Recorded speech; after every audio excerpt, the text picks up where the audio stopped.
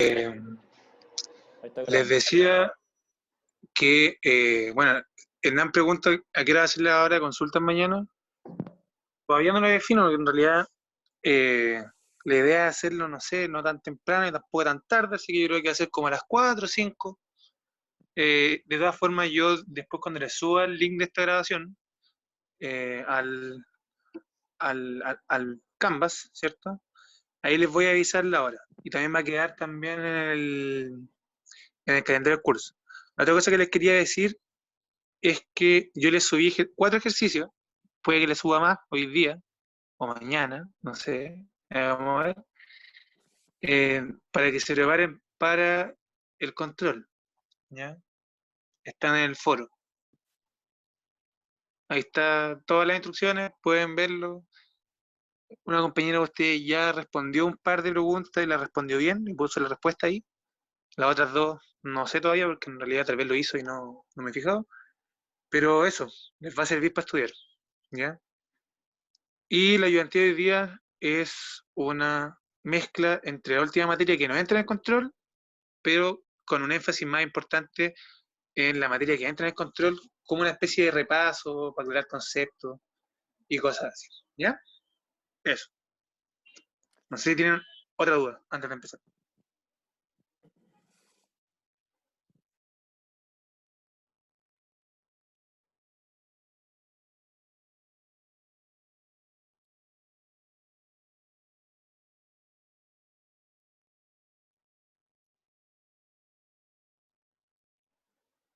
Esa pregunta es para ti, Seba.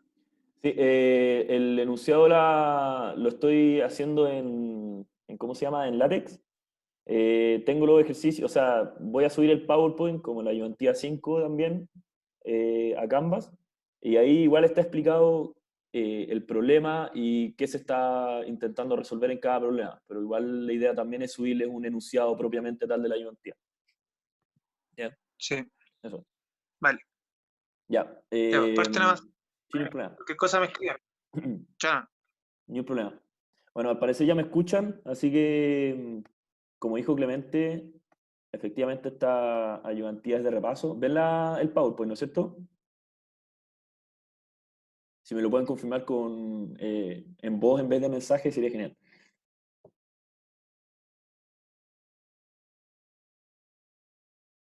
Sí se ve, sí se ve, Ya, Sí, sí, perfecto. sabes. Ya, genial. sí Ya, se pues. ve. Como dijo Clemente, esta ayudantía la idea es que sea más de repaso que profundizar en nueva materia. Eh, Igual los ejercicios no son muy complicados, la idea es que le queden claros los conceptos, qué es lo que en general uno busca con los problemas. Por eso que vamos a hacer un ejercicio de estabilidad, uno de transporte Reynolds enfocado a cantidad de movimiento y uno de energía. ¿Ya? Entonces, de estabilidad. Bueno, en general nosotros tenemos dos tipos de problemas de estabilidad. Cuando el objeto está completamente sumergido y cuando está en la superficie, ¿ya? Y una cierta cantidad del volumen del objeto está asomado, ¿ya? Entonces no está totalmente sumergido el cuerpo. Y nosotros siempre sabemos que hay dos cargas en particular que son las que nos importan. Eh, el peso del objeto, que es lo que lo tiende a hundir, y el empuje, que es lo que lo tiende a elevar, ¿ya? Y como sale en la diapositiva de la ecuación, bueno, si es que el objeto no está quieto dentro del agua, se debería considerar también masa por aceleración, y si es que estuviese quieto dentro del agua, o sea, que no se hunde ni sale a la superficie de nuevo, uno podría decir que W más E es igual a cero. Y lo que hay que tener en cuenta es que lo que considera el peso del cuerpo tiene que ser el gamma, que sería la densidad por la gravedad, por el volumen del cuerpo, más el empuje, que sería el gamma del fluido. En este caso, normalmente trabajamos en agua, pero podría ser cualquier otro fluido, por el volumen del fluido desplazado. ¿Ya? Y eso tiene que ser igual a masa por aceleración. Y cuando es estable, el peso es igual al empuje. Y también es importante que sepan que hay siempre dos puntos importantes dentro del volumen que serían el centro de gravedad, que es CG, y el centro de carena, que sería el CC.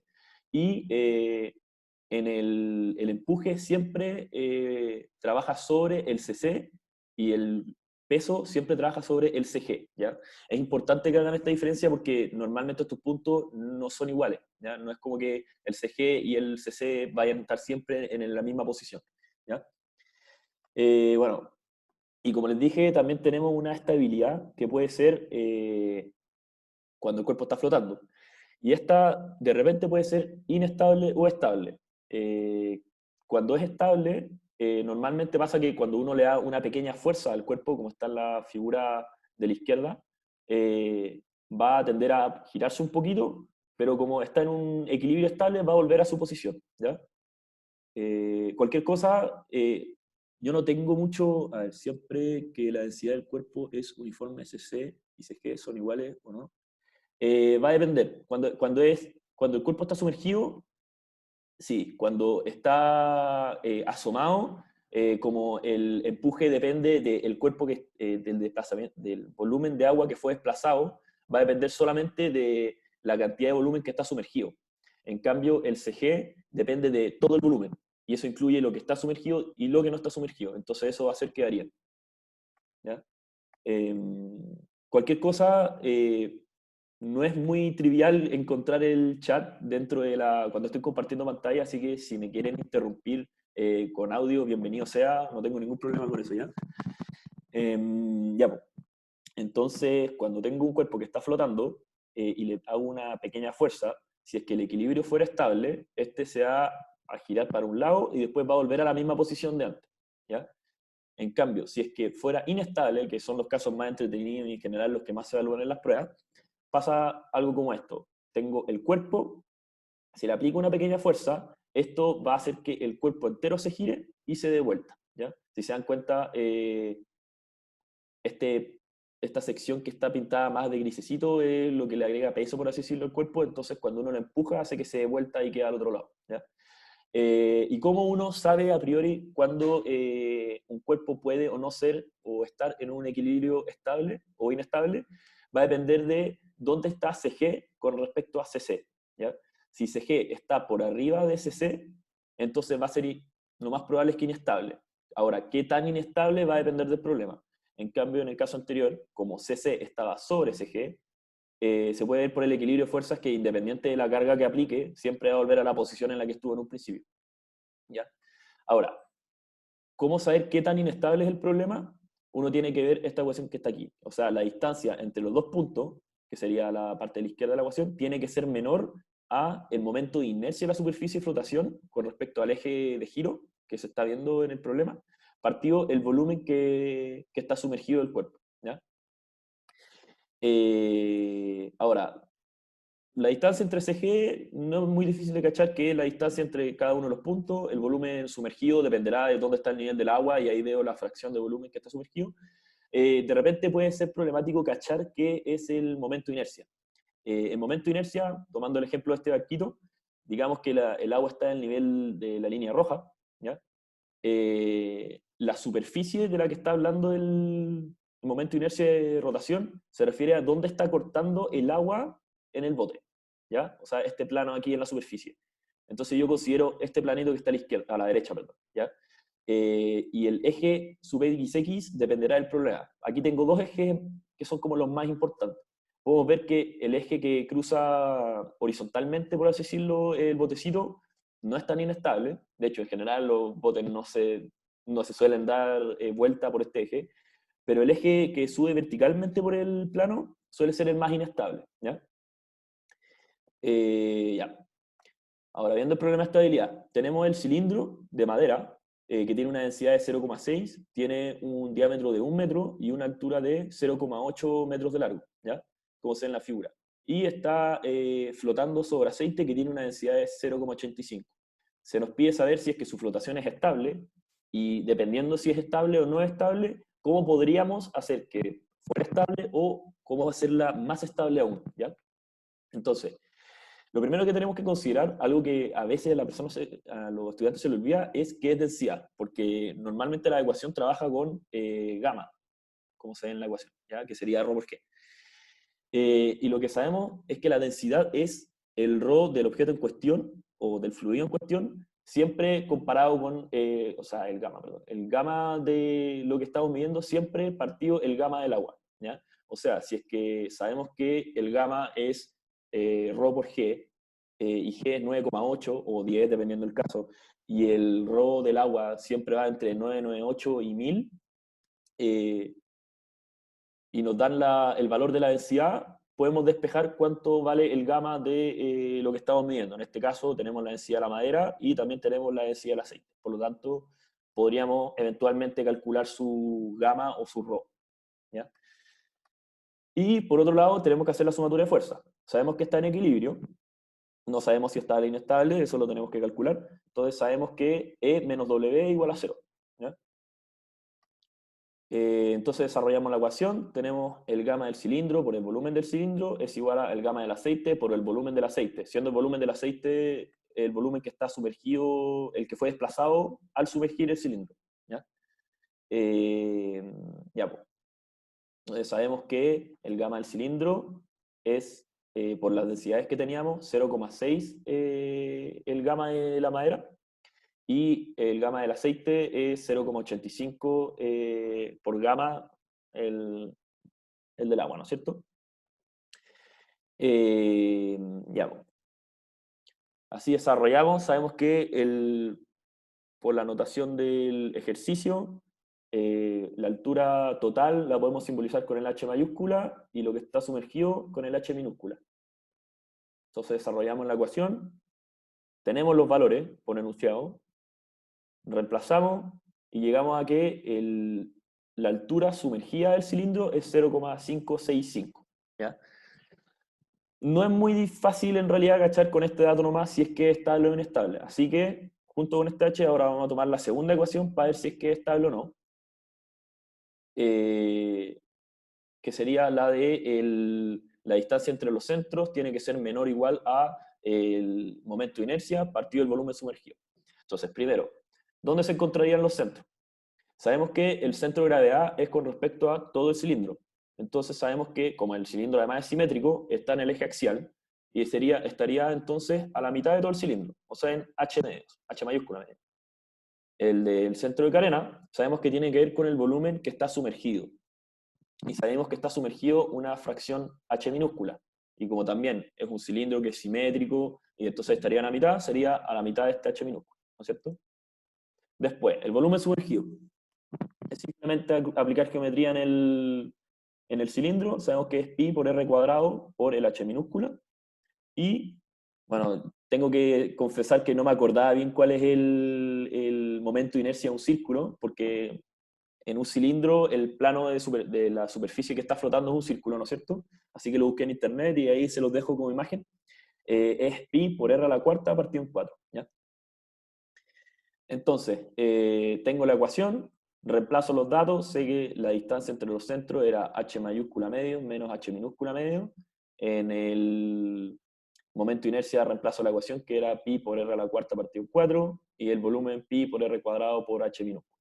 Reemplazo todos los datos y llego a esta ecuación, que sería este resultado aquí. O sea, 0,1175 no es menor que 0,1107. O sea, el equilibrio es pequeñamente inestable. Ahora la pregunta es, ¿cómo hacerlo estable ahora? Y teniendo en cuenta la ecuación de antes, la distancia entre los puntos es menor o igual al momento de inercia partido del volumen, hay dos cosas que uno puede hacer. Primero, aumentar el momento de inercia, o segundo, disminuir la distancia entre los puntos.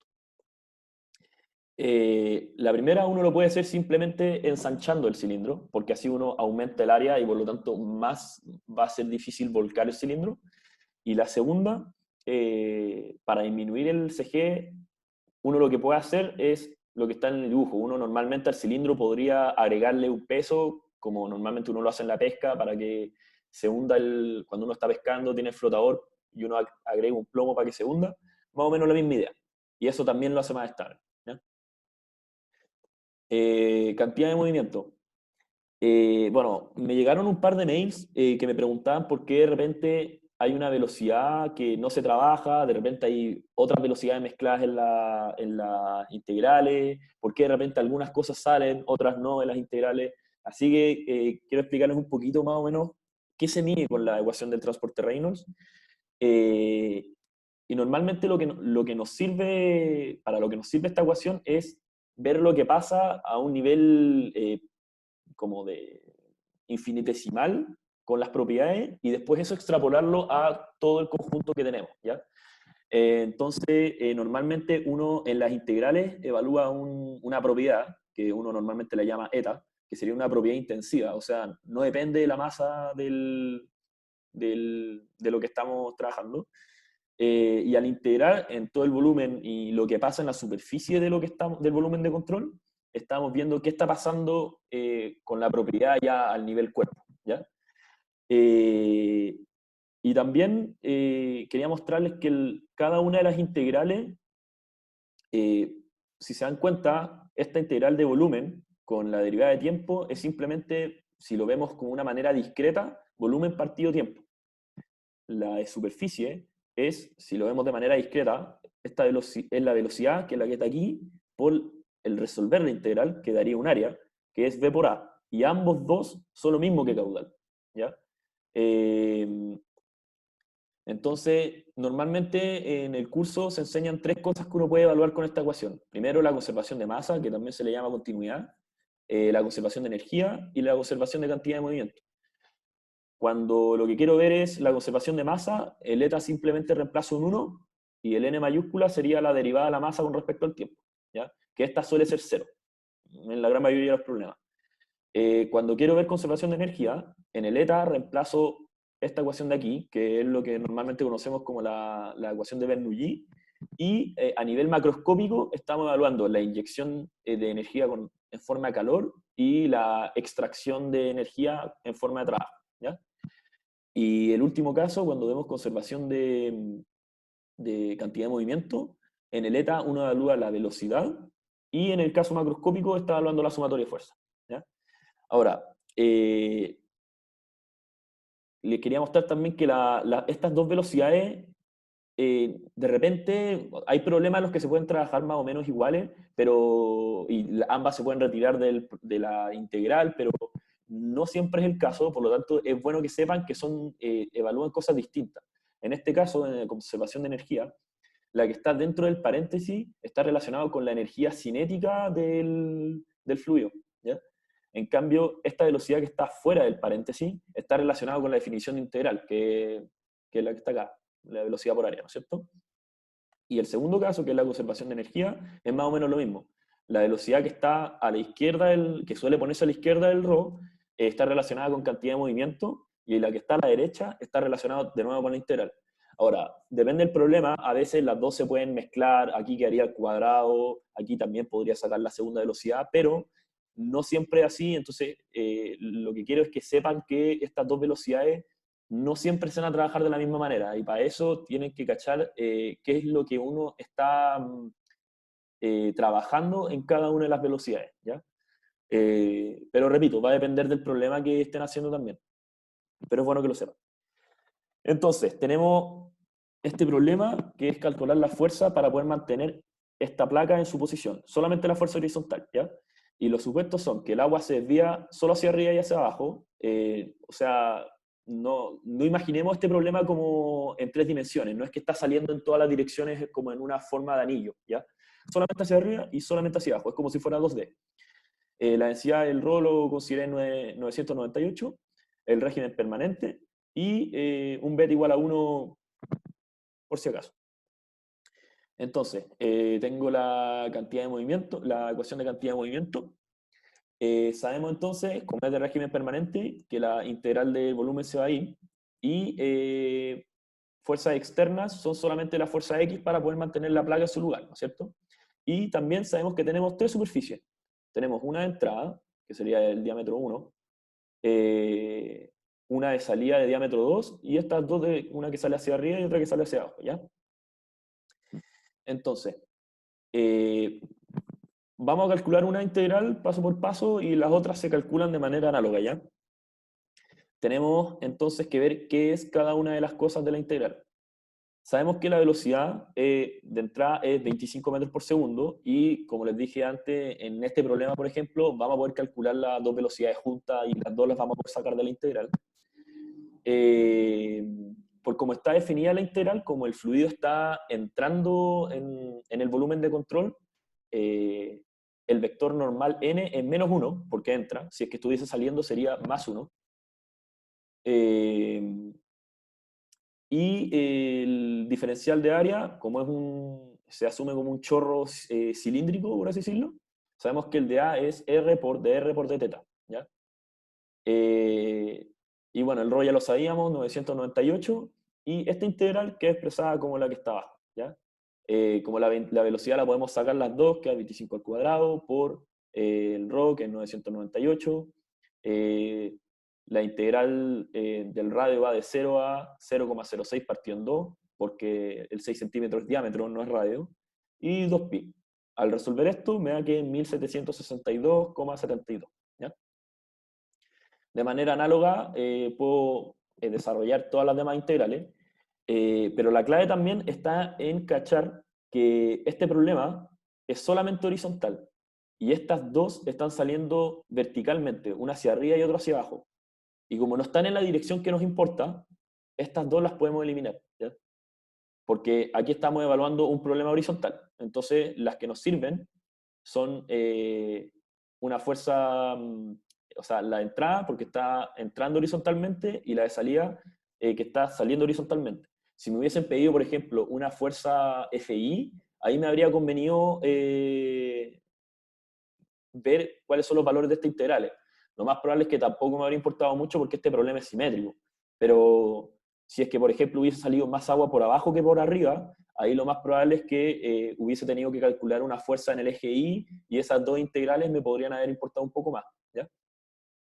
Pero, Entonces, dime. disculpa, ¿qué pasa con la continuidad en ese caso? O sea, estamos asumiendo que sale a la misma, que tienen el mismo caudal arriba y abajo, entonces lo asumimos simétrico Sí, y... en este caso se asume simétrico, o sea que sale tanto agua, la misma cantidad por arriba como por abajo. Además que no están en Ujú. la dirección que nos importa. El problema nos dice que solamente saquemos una fuerza en el eje X. Y como esto sale hacia abajo en el eje Y, por Ah, decirlo en ya. alguna dirección, y esta hacia arriba, no las consideramos. Además que también es simétrico. Como sale la misma cantidad de agua para arriba y la misma por abajo, podrían anularse, ¿cachai? Entonces, Pero ¿y la dime, continuidad en ese caso? Como... ¿cómo el de la continuidad? Dale. O sea, tú decís el de masa. Es que aquí no estamos evaluando la de O sea, es continuidad, que estamos estáis... evaluando... Es que en este caso no Ah, ya, estamos evaluando la de continuidad, ya, estamos evaluando la de, ¿cómo se dice? La de cantidad de movimiento. Aquí, por ejemplo, si hubiese ya, querido evaluar la de continuidad, el eta habría sido 1 y el n mayúscula, en vez de evaluar la sumatoria de fuerza, habría tenido que evaluar el de m partido en dt, ¿ya? Y ya, ahí lo más probable es que habría tenido que considerar lo que sale por arriba y lo que sale por abajo. Pero ya, bacán. estamos evaluando algo distinto, que es la conservación de cantidad de movimiento, ¿no es cierto? Así que eso. ¿Alguno más tiene alguna duda hasta ahora? Yo no entendí bien eso del N. Ya, perfecto. Sí. Este n, ¿no es cierto? No, el N grande. Ah, el n grande. Déjame, dame un segundito. Esta diapositiva, ¿no es cierto? O puede ser esta. Sí, Em, ya. esa misma.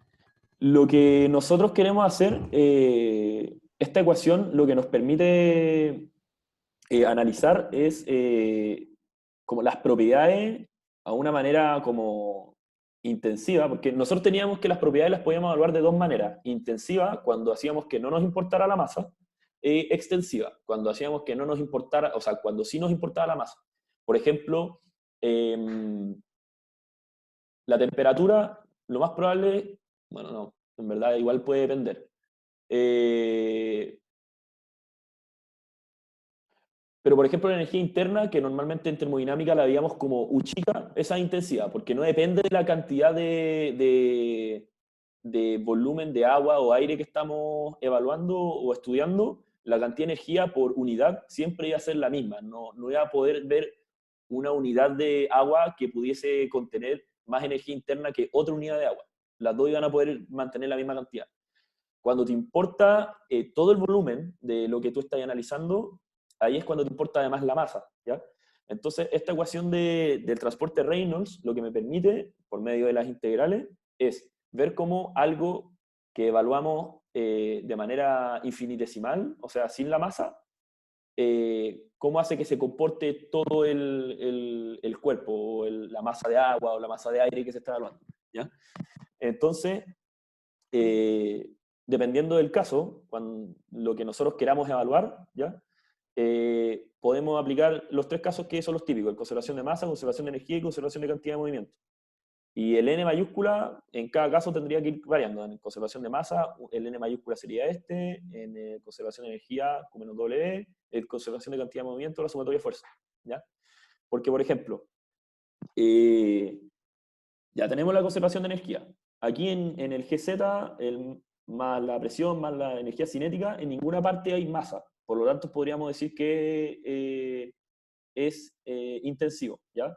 Pero en las integrales hay un ρ, y estamos integrando además con el volumen. Y en este habíamos visto que también es una integral de caudal. Y como tiene el ρ, también incluye la masa. Entonces ahí estamos evaluando lo que pasa en nivel macro. O sea, estamos viendo lo que pasa con la propiedad de manera extensiva, ¿cachai? ¿Se entiende un poco más o...? Ya quedó harto más claro, gracias. Ya, perfecto. Entonces, a ver, estábamos aquí. Ya, entonces nos quedamos con las dos integrales horizontales, ¿ya? Porque lo que nos piden es la fuerza horizontal. Y ya habíamos resuelto una, la S1, y análogamente también se puede resolver la S4, ¿ya? Y queda esto, ahí reemplacé igual, y si se dan cuenta, como la de superficie S1 entra en el vector de normal a la superficie en -1, y como en la S4 sale, es +1, ¿ya? Entonces, al resolver las integrales me queda que la de la izquierda me da menos 1762,72, esto es Newton, y la de la derecha 783,43. Esto voy a poner aquí para que sepan, está en Newton.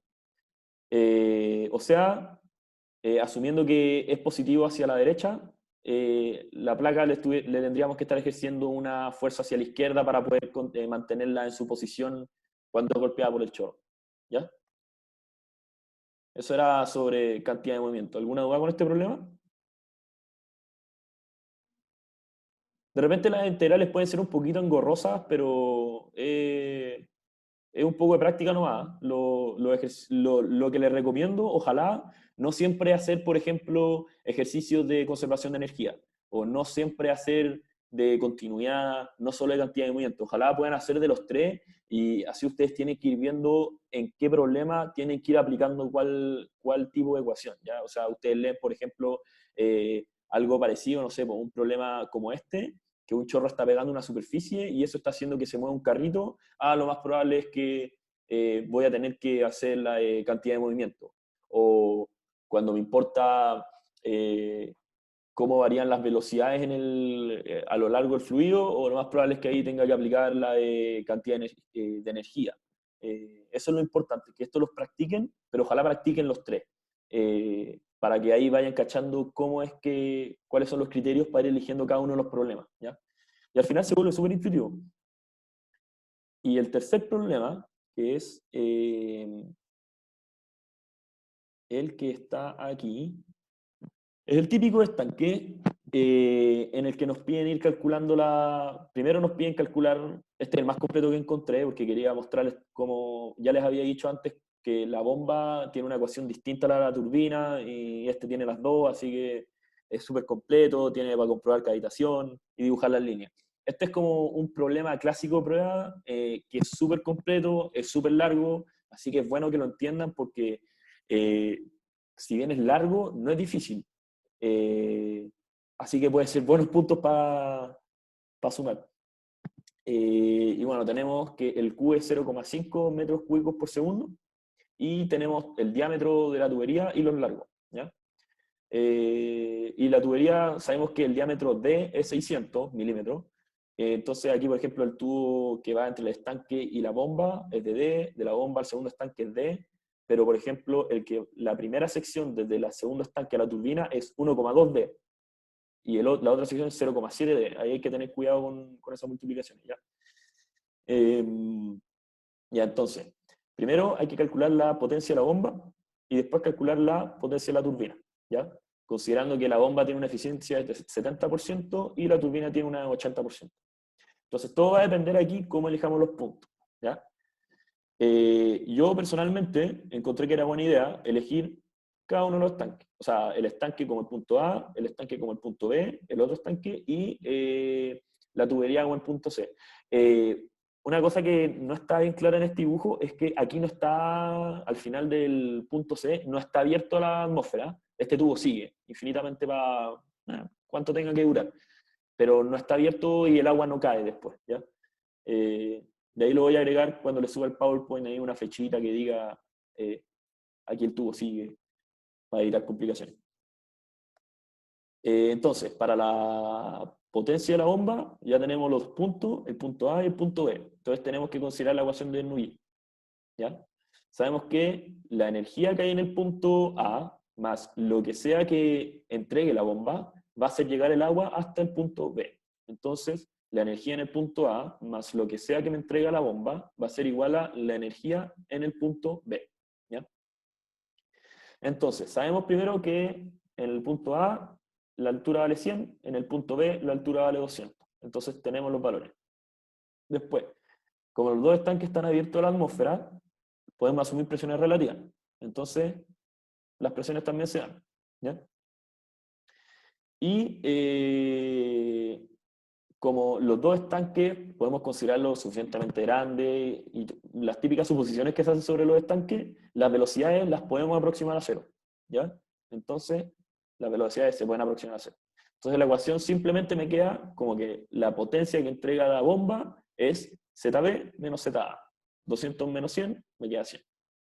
Y la ecuación de la potencia es, para la bomba, es esta, ¿ya? La potencia, el trabajo entregado por el, ¿cómo se llama? Por la bomba, por el caudal, por el ρ, por el g, partido el eta. Creo que acabo de decir que HB era potencia, me equivoqué. El HB es energía, medido en metros de agua, ¿ya? Ahí me equivoqué yo, error mío, para que no se confundan. Entonces reemplazo todos los datos, el H lo calculé recién, el Q lo tenía anunciado 0,5, el ρ lo asumí 9,98 y el G lo asumí como 9,8, partido el eta que era 0,7, me da esto en kilowatts, ¿ya? Ahora, para el de la turbina, sabemos que la turbina vamos a tomar el punto B y el punto C. A todo esto quedó claro hasta la bomba. De repente me embalo y se volvía a preguntar y me empiezo a acelerar. Así que si es que encuentran que ando muy rápido, díganme y me freno. Que esto lo encuentro divertido, entonces me empiezo a acelerar y empiezo a hablar más rápido. Así que veo que alguien levantó la mano, parece. Si es que, Carl, Matías, si es que quieres, podía hablar con el audífono nomás, no tengo problema.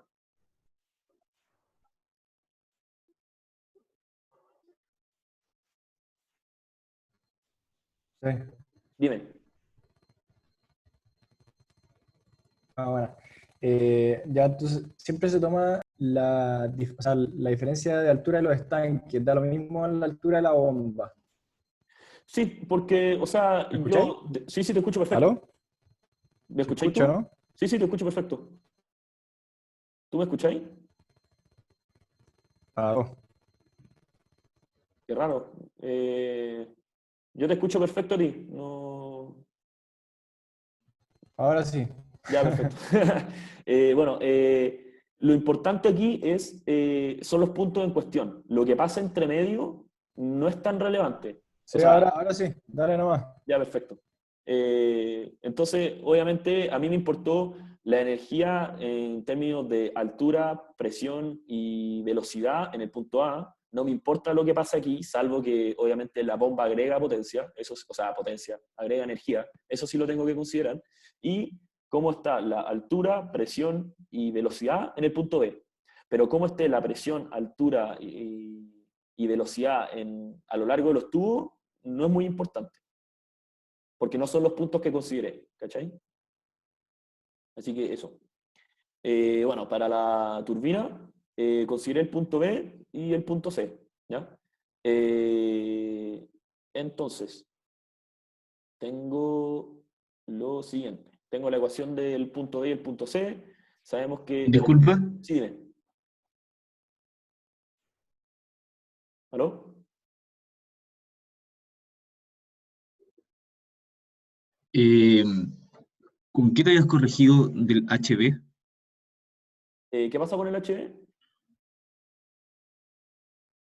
Que te habías corregido, habías dicho Ah, que... sí, que había dicho que HB es potencia. No sé por qué dije eso, en verdad es energía medida en metros de agua, porque después eso yo lo meto en esta ecuación, y el pot es potencia, ¿cachai? Sí, ya. Sí, Era perfecto. por si es que alguno me escuchó decir potencia cuando me refería a HB, era para arreglar ese error mío. Entonces, Muchas para gracias. la turbina tenemos el punto del estanque B y el punto que está al final de la última tubería, y tenemos que esa tubería está a 10 metros y el estanque sabíamos que está a 200. ¿Ya? Las presiones. Sabemos que el estanque B está abierto a la atmósfera, por lo tanto esta presión se hace cero. Y la presión... aquí no lo consideré. No sé por qué no lo borré. Deme un segundito.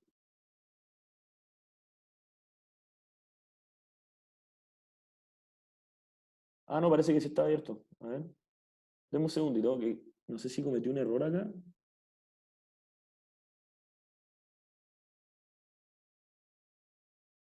No sé por qué tengo la idea de que...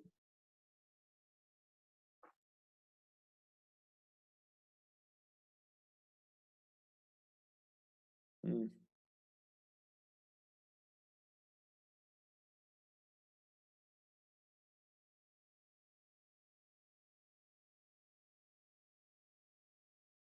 efectivamente, cometí un error aquí. Consideré cero una presión que no debería haber considerado cero. Bueno, esto se los voy a... Por ahora vamos a considerar que la presión es aquí atmosférica para que entiendan el desarrollo del problema, y después voy a corregirlo y voy a subir el PowerPoint bien, ¿ya? Pero por ahora asumamos que esta presión sí es cero, para no tener que cambiar todo e ir calculándolo nuevamente. Entonces, consideramos la presión C también como cero, pero la velocidad no es cero, porque está metido dentro de un tubo, ¿ya? Pero no tenemos la velocidad C. Pero sí sabemos que la velocidad C, o sea, la velocidad cuando está dentro de una tubería es caudal partido en área, ¿ya? Sabemos que el caudal es 0,5 y el área es pi por el diámetro al cuadrado partido en 4. Y toda esa fracción está también elevada al cuadrado. Por lo tanto, el 0,5 está elevado al cuadrado y lo que me dé esta área también va a estar elevado al cuadrado. Y todo esto está partido por 2g, ¿ya? O sea, 2 por 9,8. Eso me da una velocidad de 0,665, ¿ya? Entonces, técnicamente, sin considerar el error que tuve aquí con la presión, tengo todos los datos. Tengo la altura, estas dos se me eliminaron, tengo esta altura, esta se me eliminó por error, pero bueno, esta velocidad la acabo de calcular, y tengo la presión en la turbina, ¿ya? Entonces sería 190 menos 0,665 es igual a la potencia que está retirando la turbina, ¿ya? Eso me daría, o sea, perdón, la potencia, la energía. Eso sería 189,335, ¿ya? Y esta era la ecuación que yo decía que era distinto para la bomba o para la turbina, y es por eso que es importante que lean bien el enunciado. Cuando se trataba de bomba, para la potencia estaba dividido en la eficiencia. Cuando se trata de turbina, está multiplicado por la eficiencia, ¿ya? Es clave que entiendan eso, porque a mí, por ejemplo, me pasó en la prueba cuando hice el ramo que me equivoqué, las mezclé, las puse al revés, de hecho, y me dio todo mal. Así que es clave que se sepan esta ecuación. A ver el chat. ¿Cuál sería la presión en C? Ya, la presión en C yo sin querer la eliminé, consideré que era cero porque consideré que en el problema acá está abierto a la atmósfera, entonces la eliminaba. Por temas del ejercicio, o sea, voy a calcularla de nuevo, voy a subirles el problema bien, pero la calculé, la eliminé por error. Pero para que supieran más o menos cómo proseguir, igual seguí asumiendo como que era atmosférica, ¿ya? Pero apenas la tenga bien, se las voy a subir corregido para que no cometan el mismo error que yo. No era un dato, había que calcularlo, pero hay forma de calcularlo. El problema es que yo la eliminé por error, ¿ya? Pero ahí se los voy a subir yo, para que no tengan este error que yo tuve.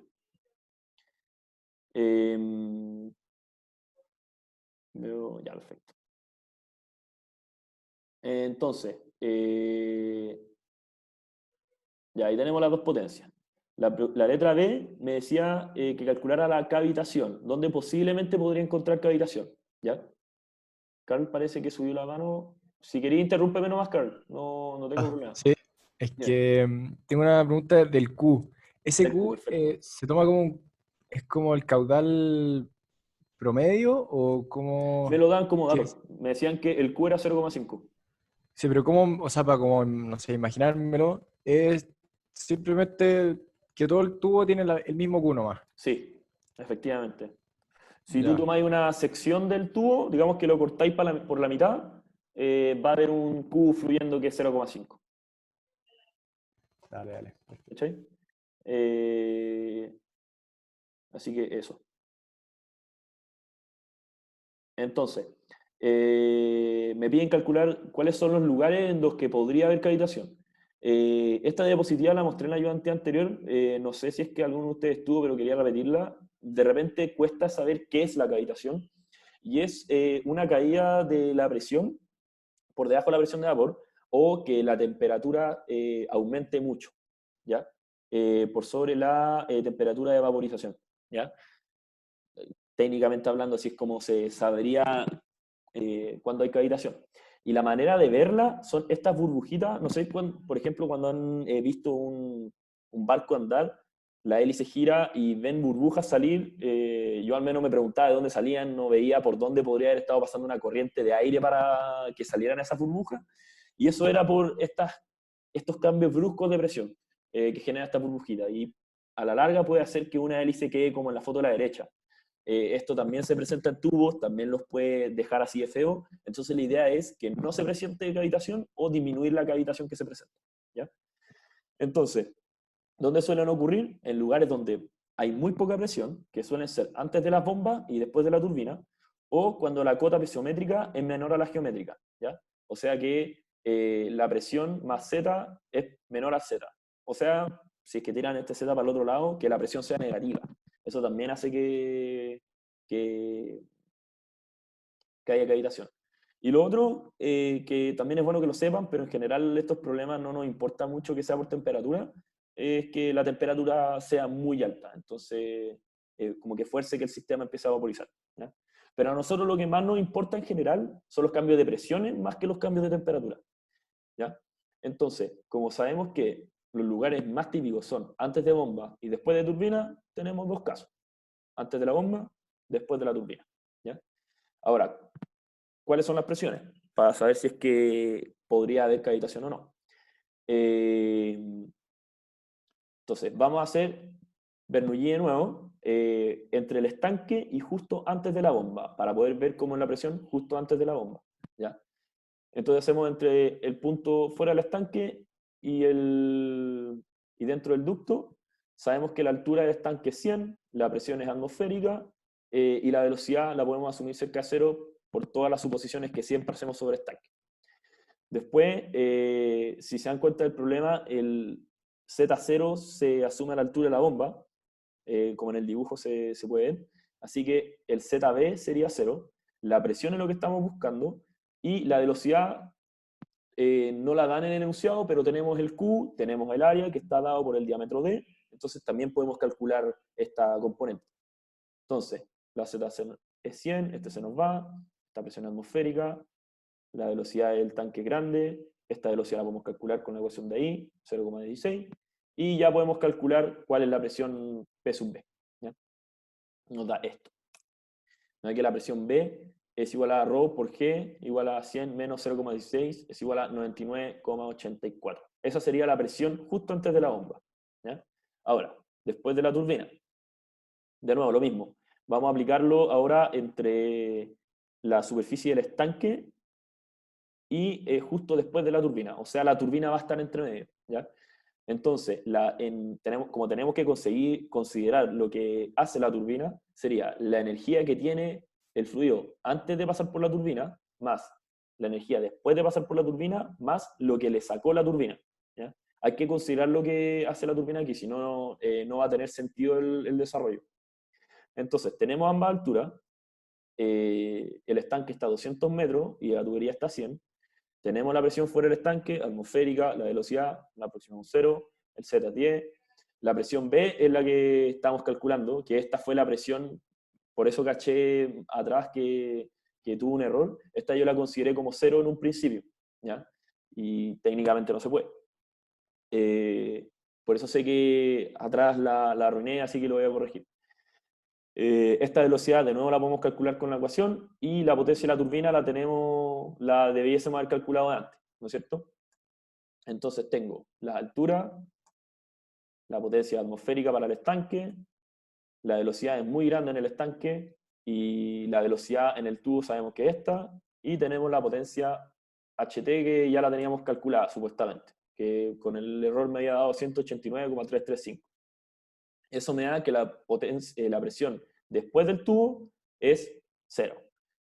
Ahora, sabemos igual que este resultado lo tuve malo por lo que hice antes, pero eso no significa que la presión no pueda ser 0, ¿ya? Las presiones pueden ser 0 dentro de un tubo.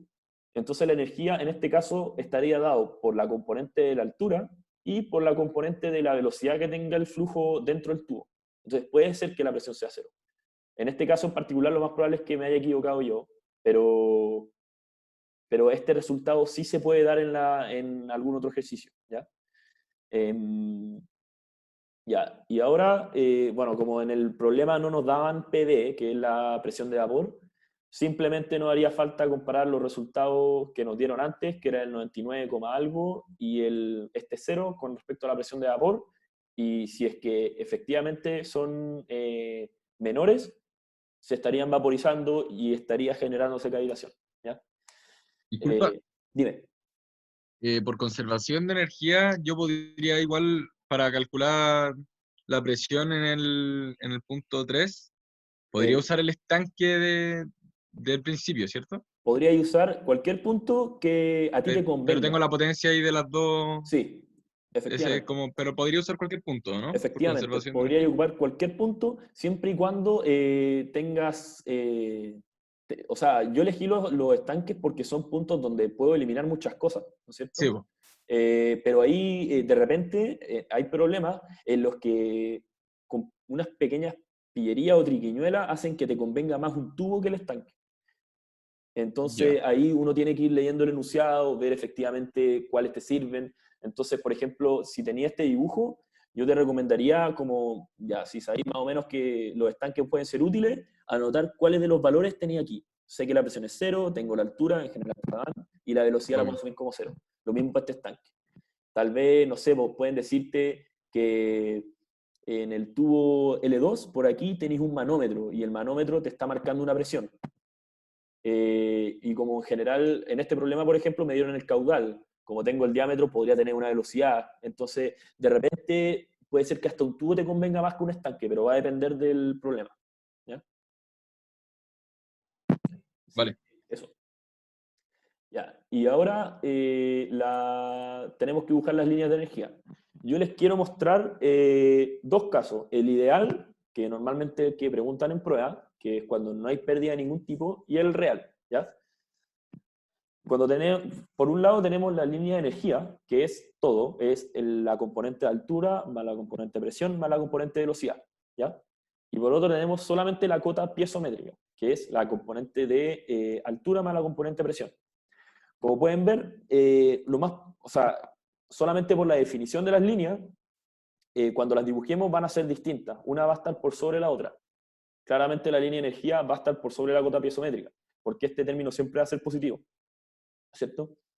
Entonces, cuando es un caso ideal, sin pérdida, la cantidad de energía se va a mantener constante, a no ser de que haya una bomba y una turbina que quiten o aumente la energía. Y cuando es real, con pérdida, van a decrecer a lo largo de la tubería. Y las pérdidas se pueden dar básicamente o esencialmente por dos cosas. La rugosidad de la tubería, ¿ya? Que va a hacer que vaya perdiendo energía de a poquito, así gradualmente, o por singularidades, que pueden ser entradas, salidas, codos, entre otras cosas. Y eso hace que pierda energía más bruscamente, ¿ya? Pero todas esas cosas hacen que pierda energía. Entonces, primero vamos a hacer el caso ideal en el que no se pierde energía, para que vean más o menos cómo se dibuja. Vamos a partir de izquierda a derecha. Primero, como les dije antes, la energía se mantiene constante. ¿A qué me refiero con que se mantiene constante? Que se va a mantener en línea horizontal. La línea roja es la línea de energía, como está aquí, y la línea verde es la cota piezométrica, ¿ya? Ahora, ¿dónde posicionar cada línea? Por un lado, sabemos que cuando el fluido está quieto, solamente tiene, o sea, dentro del estanque, solamente tiene energía en forma de altura, ¿no es cierto? Como vimos cuando hicimos Bernoulli entre los estanques, la velocidad la podíamos asumir muy cercana a cero y la presión atmosférica se eliminaba. Entonces, solamente tengo una componente de altura. Entonces, tiene sentido que la línea de energía, que es la que tiene más energía, salga desde arriba del estanque, ¿no es cierto? Y como la cota piezométrica, que no tiene la componente de velocidad, tiene que estar más abajo, la pongo más abajo. Puedo poner, estos dibujos siempre son cualitativos, así que qué tan abajo, qué tan arriba, no es tan importante, ¿ya? Pero lo importante es que entiendan que la línea de energía va a ir siempre por sobre la cota piezométrica, ¿ya? Entonces, después la bomba lo que hace es inyectar energía. Entonces, esto tiene que pegarse un salto brusco para poder llegar desde esta altura hasta la altura del otro estanque, ¿no es cierto? Entonces, va a ser algo así. De nuevo, la línea de energía, como tiene la componente de velocidad, va a estar por sobre la cota piezométrica.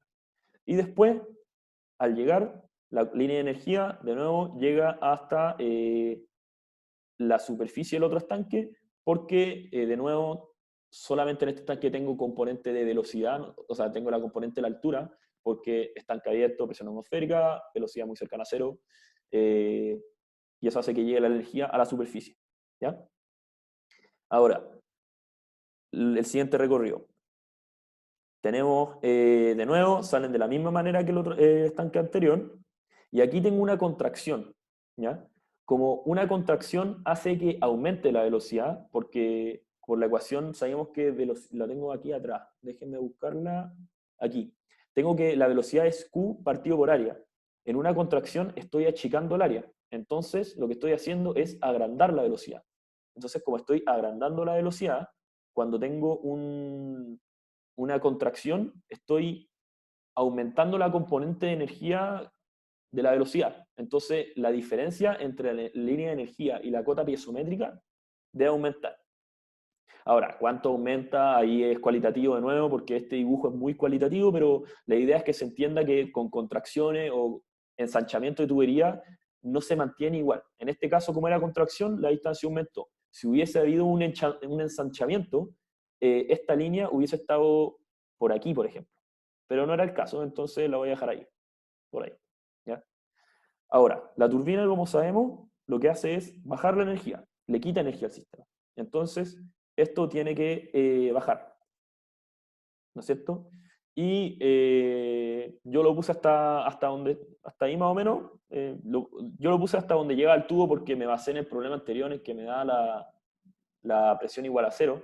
Entonces, por eso sabía que esta tenía que llegar hasta abajo, ¿no es cierto? Porque como la presión es igual a cero y la cota piezométrica no incluye la velocidad, solamente habría habido una componente de altura, ¿ya? Entonces, habría llegado hasta la altura del tubo. Pero eso lo tengo que arreglar también. Y bueno, como sabemos, la línea de energía es hasta un poco más arriba y después el resto del tubo continúa la línea de la cota piezométrica junto con el tubo y la de línea de energía sigue un poco más arriba, ¿ya? Este es el caso ideal. Es súper sencillo dibujar porque uno no considera pérdida, las líneas siempre son horizontales, uno tiene que considerar, eso sí, dependiendo del problema, si es que hay ensanchamiento o angostamiento, que las líneas se separan o se juntan un poco más, que las bombas hacen que las líneas suban y que las turbinas hacen que las líneas bajen. Y también que dónde parten y dónde terminan cuando hay estanque. Sabemos que la línea de energía va a partir siempre a la superficie y va a terminar siempre a la superficie, para que no se mezclen. A veces algunos estudiantes hacen que la cota piezométrica llegue hasta arriba, pero no es el caso. La línea de energía es la que sale a la superficie y llega a la superficie. Ya, ahora el caso real, donde hay pérdida. ¿Cómo se comportaría este dibujo? Como les dije, hay dos cosas que hacen que uno pierda mucho: los ensanchamientos, angostamientos, codos y la rugosidad de la tubería. Como les dije, la rugosidad hace que los tubos pierdan gradualmente la energía. Por lo tanto, en vez de verse así horizontales, van a ver cómo decaen las líneas. La línea de energía sigue saliendo donde mismo, sigue saliendo desde la superficie, pero ahora va a decaer, porque a medida que el flujo empieza a avanzar por la tubería, va a empezar a perder energía por la rugosidad del tubo. Lo mismo la cota piezométrica, ¿ya? Entonces, naturalmente, como ese decrecimiento de energía va a presentarse también en el estanque, la bomba, comparado con el caso ideal, va a tener que inyectar aún más energía, porque la bomba tiene que considerar, o en la bomba tiene que considerarse que tiene que dar energía para, como considerando que parte de esa energía se va a perder en el tubo, pero aún así tiene que todavía llegar al estanque. Entonces la energía va a ser mayor, comparado con lo que se daba en el caso ideal, ¿no es cierto? Y de nuevo, las líneas decrecen, hasta llegar otra vez la línea de energía hasta la superficie del estanque. De nuevo, cuando salgan, van a salir con cierta pendiente. Ahora, la pendiente es cualitativa también, no tienen por qué preocuparse de eso, pero que se cache que hay decrecimiento en caso que sea real, y si se lo están pidiendo, dibuje la línea sin considerar pérdida de energía, no la dibujen así, hay que dibujarlas horizontales. Y de nuevo, ahora en el angostamiento pasa algo que de nuevo hay que considerar, tener en cuenta. En el caso ideal, cuando había un angostamiento o ensanchamiento, si bien la cota piezométrica se movía, la línea de energía se mantenía constante. En cambio, ahora como la energía, o sea, se pierde energía en todos los términos, o sea, se pierde un poco de energía de la velocidad, se pierde un poquito de energía de la presión y se pierde un poquito de energía de la altura, las dos líneas van a bajar. Van a variar cuánto baja cada una, pero las dos van a bajar, ¿ya? Y después, aquí no dibujé las líneas, pero se entiende que la turbina va a quitar un poquito de presión y después por el resto del tubo va a seguir, como se dice, decreciendo. Ahora, como yo me basé en el caso en que había calculado la presión mal, pero esto es útil de hecho, si se dan cuenta, en el caso real, después de la turbina, el fluido partía desde el punto donde la energía estaba solamente dada por la altura y después empieza a decrecer. Y como la cota piezométrica no considera la velocidad y ya tenía en un principio totalmente, o sea, la energía era solamente altura y empezó a decrecer, significa que se le empezó a restar algo. Y ese algo que se le empezó a restar es la potencia, perdón, la presión. O sea, hay presiones negativas. Y como hay presiones negativas, lo más probable es que aquí sí vaya a haber, en el caso real, o de todas maneras va a haber, ¿cómo se dice? Cavitación. ¿Me cachan? Bueno, eso. No sé si alguno tenga alguna duda con respecto a los dibujos, el caso ideal versus el caso real. Sobre las líneas de energía, la cota, por qué parte o termina en algún lado, por qué se separan. Yo no caché por qué en el encostamiento baja la cota piezométrica. Ya, perfecto. La cota, o sea,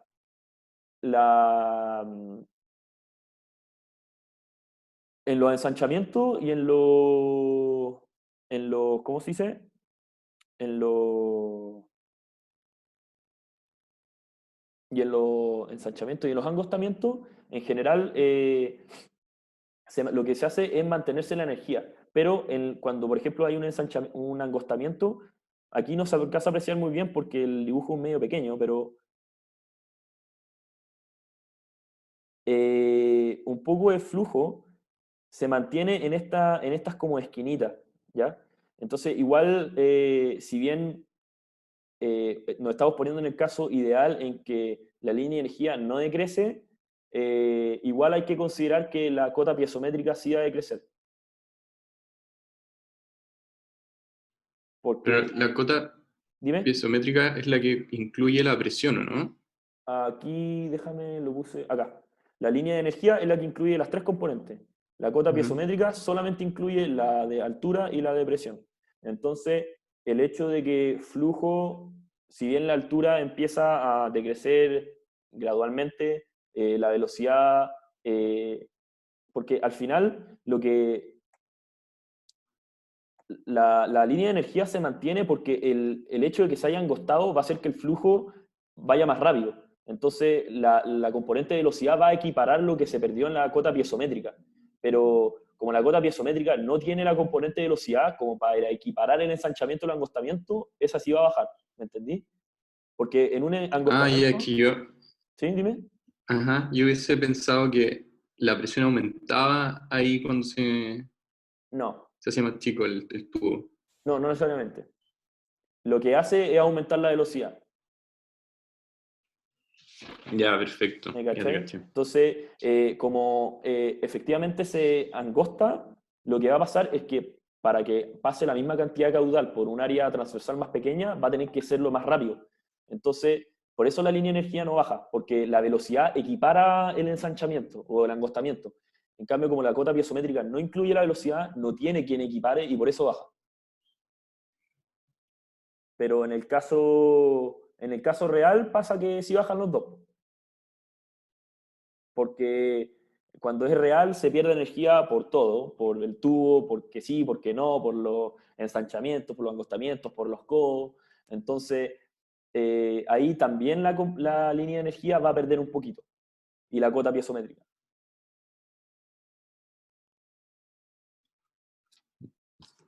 ¿Me cachai? Ujú. ¿Alguno más tiene alguna otra duda con respecto a los dibujos?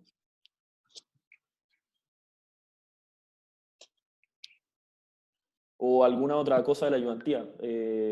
Del problema de cantidad de movimiento, ¿le queda alguna duda con las integrales o de equilibrio? Yo tengo una duda cuando calculaste las presiones Las presiones para la letra A, la de las potencias. para la cavitación. Cavitación, ya. Cavitación. Repito que la cavitación en la segmento después de la turbina está malo porque calculé mal la potencia Sí. también ahí, pero No, eso quería lo voy a saber por arreglar. qué las dejaste como las divididas. Ah, porque en el problema no me daban la presión de vapor como dato ni nada. Entonces, yo lo que hacía era calcular las presiones porque no necesito en realidad desarrollar o sea, no necesito pasar Esa multiplicando parte. el ρ por el g, ¿cachai? Puedo dejarlo Ya. así. Pero Ahora, si quisiera compararlo con las presiones de vapor, tengo que pasar multiplicando el rojeo, ¿no? sí, o equivalentemente podré dividir la presión de vapor por el ρg, Claro. pero ahí tenéis que fijarte que efectivamente estén en las mismas unidades, porque lo que tenéis que hacer es medir presión con presión. Entonces, si es que la tabla te da presión y te sale más fácil pasar multiplicando esto para arriba, pasarlo multiplicando, o al revés, puede ser que se te haga más fácil dividir la presión de vapor, la dividís. Pero tiene que estar en la misma unidad, eso sí. Ya, perfecto. ¿Alguna otra duda? Gracias.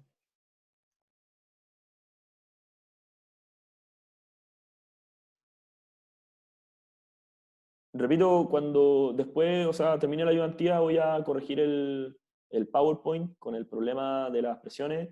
Eh, Igual espero que hayan entendido cómo procedí independiente del error para poder llegar a una potencia, aunque esté mala de turbina.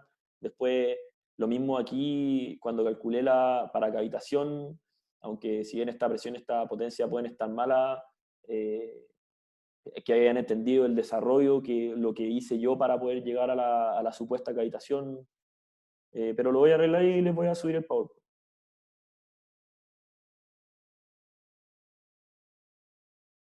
¿Alguien más tiene alguna duda o algo? sobre algún concepto. Tengo entendido también que el foro va a estar abierto para las dudas que alguno pueda presentar, por si es que más adelante igual les surgen dudas de algún estilo con respecto a algún tipo de problema. Tengo una pregunta muy puntual. Dime. Cuando tenía el perfil completo del caso real, ¿podría ponerlo ahí? Sí, sí, no hay problema. Dame un segundito para bajar. Aquí. Perdón, el caso ideal. Ah, el caso ideal. Ya, entiendo. Sí, Este. ahí. Ya, Sí. mira, después de la bomba, Ujú. tú tenés que la línea de energía es constante, ¿cierto? Como Sí. tú vas subiendo la altura, entonces quiere decir que va disminuyendo la presión a medida que uno sube, o sea, a medida que el fluido sube por la tubería. Si es que sube en altura y sí, debiese bajar la presión. Porque Ya, sí, era eso. si sube la altura, pero la velocidad se mantiene constante porque el D, como se dice, el D se mantiene a lo largo del tubo y tiene que mantenerse constante, algo tiene que reducir la energía. Para, si es que el Z aumente, para que se mantenga constante y eso tiene que ser la presión por descarte. Ya, perfecto, gracias. ¿Alguna otra duda? Un comentario de eso. Es Sí, que por dime. eso me llamaba la atención el Q, porque es como un caudal constante, Ujú. pero como va subiendo y bajando, no necesariamente debería ser así. Es como un promedio. Es que a mí me dicen que en el problema, por el tubo D, o sea, por el problema está pasando Q. Entonces, porque a mí no me dan ninguna velocidad, pero me dan las áreas de los tubos. Eh, entonces, yo en verdad no cuestioné mucho la naturaleza de ese Q, si fuera promedio o no. Si es que efectivamente puede ir variando, entonces tendría que ser un Q promedio, como tú decís, pero yo solamente sé que por los tubos No, pasa Q. Entonces, ¿puedo Clemente, hacer un aporte yo ahí? sí, sí, Sí, sí, no, lo que pasa es que yo sé que es contraintuitivo, también es contraintuitivo, como decían de antes, un rato, que cuando hay una contracción la presión disminuye en vez de que aumente, ¿cierto? Lo que pasa es que el Q es constante a lo largo de toda la tubería porque el fluido es incompresible, por lo general el agua, ¿cierto? De hecho, habíamos dicho que los gases también son incompresibles cuando el número de Mach es menos de 0,3. Entonces, lo que pasa ahí es que el agua, por ejemplo, cuando sufre una contracción y va subiendo, igual no tiene para dónde moverse. Es como cuando uno está en el metro. O sea, la gente te lleva y tú no te podís ir para ningún otro lado. Y la cantidad de gente es constante a pesar de que uno pase por lugares más estrechos que otros. Lo único que va a hacer uno va a tener que pasar más rápido donde la zona es más angosta, ¿no? Porque la gente te va a empujar igual. No sé si se entiende. Sí, con eso quedó harto más claro. A mí me llamaba la atención nomás en una subida que como que debería bajar, pero sí, con eso ya creo que lo entendí bien. Bueno, gracias, Clemente, por la aclaración. yo, ¿Alguno más tiene alguna otra duda?